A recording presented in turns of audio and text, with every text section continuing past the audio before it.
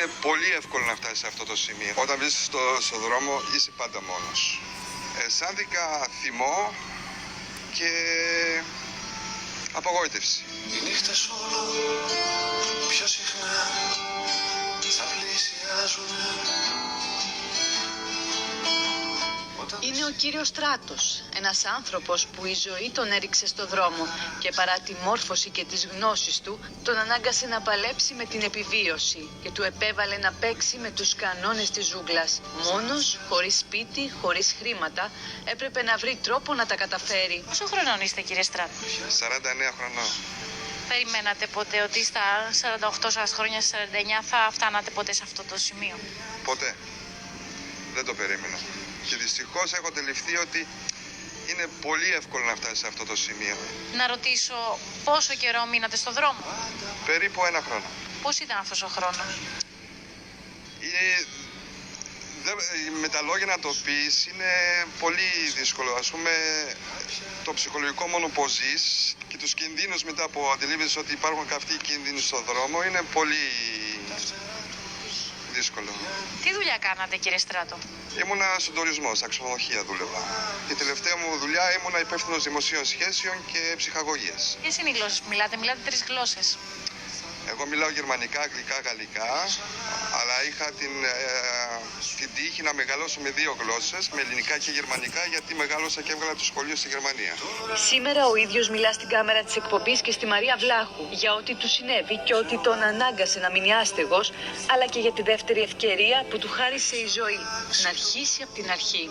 Έφυγα για τη Γαλλία γιατί μου έδωσε τότε η αραβωνισκιά μου να διαλέξω καριέρα ή οικογένεια. Και εγώ διάλεξα την οικογένεια και έφυγα μαζί της στην Γαλλία για να κάνω οικογένεια.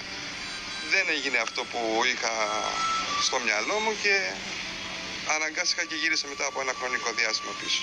Για να βρεθεί στον δρόμο δεν είναι από μια μέρα στην άλλη. Γιατί εντάξει, να λέμε και την αλήθεια, φταίμε κι εμείς σε έναν βαθμό στις λάθος επιλογές που κάνουμε. Νίκησα και το σπίτι και μετά αναγκαστικά, επειδή δεν είχα και άλλους πόρους, κάποια βοήθεια, και με κάνανε εξώδικο και εγώ ήξερα ότι εάν δεν βρω τίποτα σε αυτό το χρονικό διάστημα θα μένω στον δρόμο. Αλλά τελικά δεν βρήκα και αναγκάστηκα και το πρώτο χρονικό διάστημα δεν ήξερα πού βρισκόμουν και πού πατούσα. Δεν είχατε κάποιον δικό σας άνθρωπο να σας φιλοξενήσει, παιδιά, αδέλφια? Δυστυχώς όχι. Δεν συζητήσατε κάποια βοήθεια από ένα φίλο? Να κοιμηθείτε έστω ένα βράδυ κάπου? Εγώ στην αρχή ζήτησα βοήθεια μέσω Facebook, έτσι, πριν, όταν είχα το εξώδικό μου, και να μην χάσω τέτοιο, έβαλα στο Facebook στους δικούς μου ανθρώπους, παιδιά, ποιος μπορεί να με βοηθήσει με αυτά τα λεφτά να κάνει. Και κανένας δεν τα αποκρίθηκε. Κανένας. Πώς αισθανθήκατε σε εκείνη τη στιγμή? Αισθάνθηκα θυμό και απογοήτευση.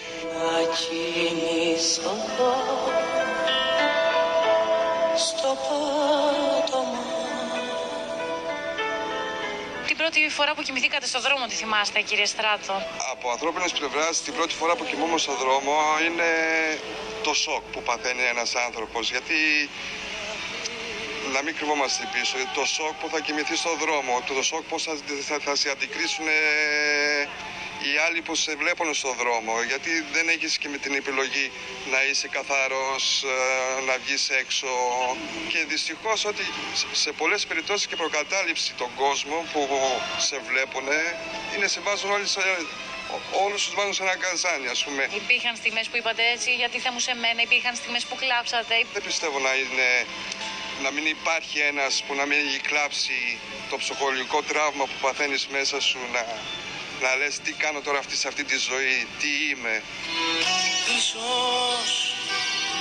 Ίσως μια μέρα να ξεφύγεις από το μέλλον που σου φτιάξανε. Χάνει ο άνθρωπος την αξιοπρέπειά του όταν μένει στο δρόμο? Βεβαίως τη χάνει. Εγώ αναγκάστηκα και να πουλάω χαρτομάντιλα. Γιατί είπα στον εαυτό μου, ή θα γίνω κλέφτης, θα πάω να κλέψω, να επιβιώσω, κάτι πρέπει να κάνω, έστω τα ελάχιστα έξοδα μιας ημέρας που θέλω να έχω. Μέχρι και η αστυνομία ήρθε, με πλησίασε, με πήρε από το σημείο που ήρθα και με πήγε στο δικαστήριο. Τι τραγούδι να σου πω εκεί που πας, λοιπόν εσείς ετοιμάζεστε γιατί θα ταξιδέψετε στη Γερμανία. Εκεί λοιπόν έχετε βρει δουλειά.